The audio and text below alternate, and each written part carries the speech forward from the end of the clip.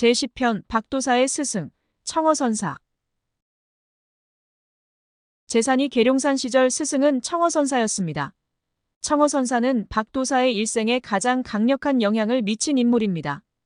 박도사가 20대에 지리산을 방랑하던 시절에 만난 스승으로서 죽을 때까지 박도사가 그리워한 스승이기도 합니다. 청어선사는 충남 아산이 고향인 인물로 6.25 때 피난을 와서 지리산 근처의 함양에 살게 되었습니다. 그는 함양읍 교살리 행교마을에 살면서 한약방을 차려놓고 생계를 이어갔습니다. 청어선사는 50대 초반이라는 늦은 나이에야 비로소 처자식의 생계를 해결해놓고 지리산에 정식으로 입산을 하였습니다. 그는 처음 10명의 제자를 받아들였다고 합니다. 이 가운데 주문 수행 과정에서 3명은 죽고 4명은 정신 이상이 되었으며 나머지 3명이 살아남았는데 그 살아남은 3명 제자 중에 최연소자가 박도사입니다. 2명의 나이 많은 제자들은 지리산에 머물면서 정통 선도 수련에 들어갔고 박도사는 중간에 결혼하여 가정을 가지게 됨으로써 호구지책이 필요하게 되었는데 그 호구지책으로 인하여 사주 명리학 쪽으로 방향을 잡게 된 것이라고 합니다. 그래서 박도사는 목돈을 만지게 되면 말끝마다 선생님이 계신 산으로 돌아가야 할 텐데를 반복하였다고 합니다. 비록 시장바닥에서 사주를 보는 천업에 종사하였지만 그가 그리워한 곳은 청어선사가 계시는 지리산이었던 것입니다. 1970년대 후반 부산에서 어느 정도 성공을 거두어 목돈이 들어오자 계룡산에 재입산한 계기도 그러한 연장선상이었습니다. 계룡산에 들어갈 때 당시 금액으로는 거액에 해당하는 1천만 원의 돈이 수중에 들어왔었습니다. 김복동 씨와 농수산부 장관을 하던 장덕진 씨가 함께 보내준 돈입니다. 김복동 씨는 군 시절부터 박도사와 교류가 있었으며 매제인 노태우 장군이 장차 대통령이 될 것이라는 예언을 대통령 되기 7년 전부터 이미 알고 있었다고 합니다. 박도사와 그러한 긴밀한 관계였던 만큼 산으로 들어간다고 하니까 목돈을 주어 도와준 것입니다. 1천만 원 가운데 700만 원은 가족에게 생활비로 남겨놓고 나머지 300만 원을 가지고 계룡산으로 들어갔습니다. 박도사가 그 300만 원 중에 일부를 사용하여 발행한 책이 선불가진 수어록이라는 책입니다. 이 책에 보면 저자가 백운산인 윤일봉이고 발행인은 계룡산인 박제산으로 되어 있습니다. 백운산인 윤일봉은 바로 박도사의 스승인 윤청어 선사입니다. 청어 선사는 선불가진 수어록의 내용이 선도수련의 처음부터 끝을 모두 담고 있으므로 이 책을 펴내야 한다고 제자인 박도사에게 당부하였으며 박도사는 스승의 명을 받아 계룡산 시절에 이 책을 세간에 공개했던 것입니다.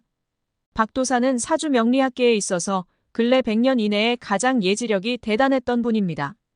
박도사로부터 사사를 받은 사주명리관상학자인 방산 노상진 선생에 의하면 제산 선생님으로 인하여 지리산 일대에서 공부하면서 교류한 도가의 인물들을 만날 기회가 많았으나 밤이 되면 선불가진 수어록을 배우는데 내용이 어려워 고생했던 기억밖에 없다고 합니다.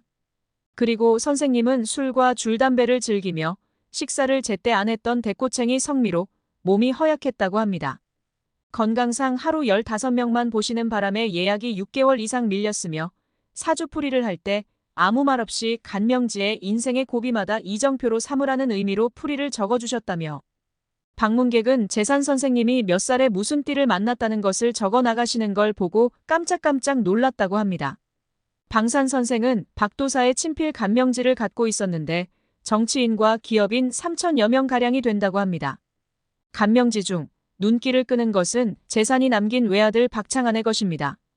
간명지에는 서울대 철학과를 졸업한 아들에게 천수를 지키도록 충동의 행동을 경계하지 않으면 57세에 건강을 상하게 된다고 적어 놓았으며 실제로 그의 아들은 2023년 뇌졸중으로 사망했는데 방산 선생은 제산 선생님이야말로 신의 경지에 오른 분 아닌가라고 회고하고 있습니다.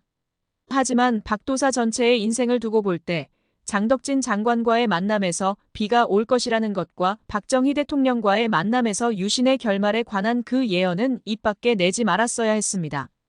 이 두 일화로 인해서 적중력이 세간에 노출되어 결과적으로 계룡산에서 수도를 못하고 다시 서울로 올라가게 된 것입니다. 때로는 알고도 모른 채 하는 내숭이 도사의 필수적인 자질인데 박도사는 그 알고도 입을 다무는 함고의 자질을 갖추지 못했던 것이 천추의 한입니다. 겪어본 사람들의 체험담에 의하면 입이 근질근질해서 도저히 말을 하지 않고는 배견할 수 없다고 합니다. 조선 중기 토정 비결을 쓴 토정 이지암 선생은 자기를 알아주는 사람을 조심하라는 말을 남겼습니다.